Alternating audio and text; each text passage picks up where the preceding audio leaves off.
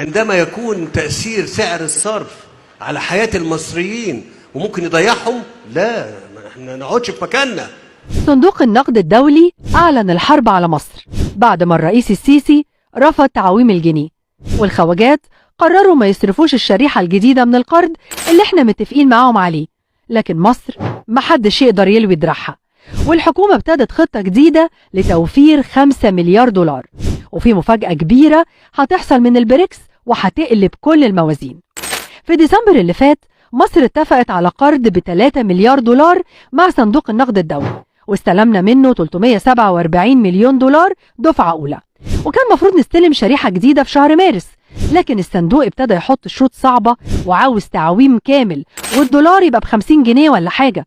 بس الرئيس السيسي رفض طلب الصندوق بشكل حاسم، وبلغهم ان اللي بيطلبوه مش هيحصل ابدا. حصلت مفاوضات بيننا وبينهم عن طريق البنك المركزي ووزارة المالية، وكان الاتفاق ان المراجعة تحصل في شهر سبتمبر الحالي وناخد الدفعة التانية من فلوسنا. وبرضه الصندوق زودها في طلباته، وبيستغل الظروف الاقتصادية الصعبة نتيجة الحرب الروسية الأوكرانية، ومستمر في الضغط علينا بكل السبل، والهدف تدمير الجنيه المصري والقطاع العام وكمان المؤسسات الاقتصادية التابعة للقوات المسلحة. ولما مصر انضمت لتحالف البريكس اتجننوا طبعا واعلنوا الحرب علينا بشكل رسمي.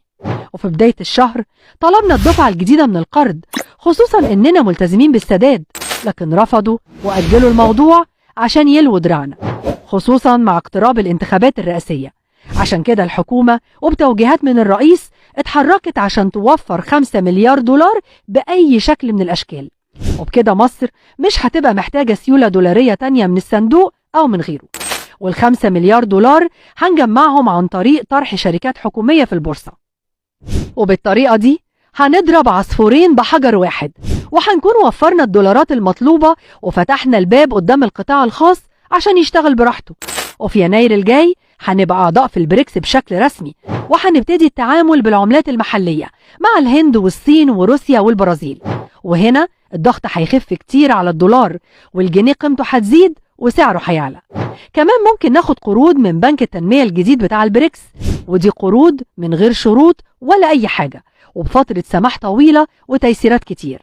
والبريكس هيدعم الموازنة من الاحتياطي بتاعه، واحنا هنسدد بالعملة المحلية. واخر رسالة وصلت من مصر لصندوق النقد اننا مش هننفذ الا اللي يخدم مصالحنا، والجنيه مش هيتخفض اكتر من كده. ولو وافقوا يبقى يصرفوا الشريحتين بتوع مارس وسبتمبر مع بعض، وقيمتهم 700 مليون دولار. واي حاجة تانية غير كده مش هتحصل، واحنا فاهمين كويس هدفهم، وهو توليع البلد قبل الانتخابات الرئاسية، ومنع الرئيس السيسي من الترشح لولاية جديدة أو تهديد فرصه في الفوز بسبب الأزمة الاقتصادية. بس كل ده عشم إبليس في الجنة، ويا رب دايما يحمي مصر من أعدائها في الداخل والخارج. بفضل الله سبحانه وتعالى هنعمل بفضل الله كل شيء جميل لبلدنا.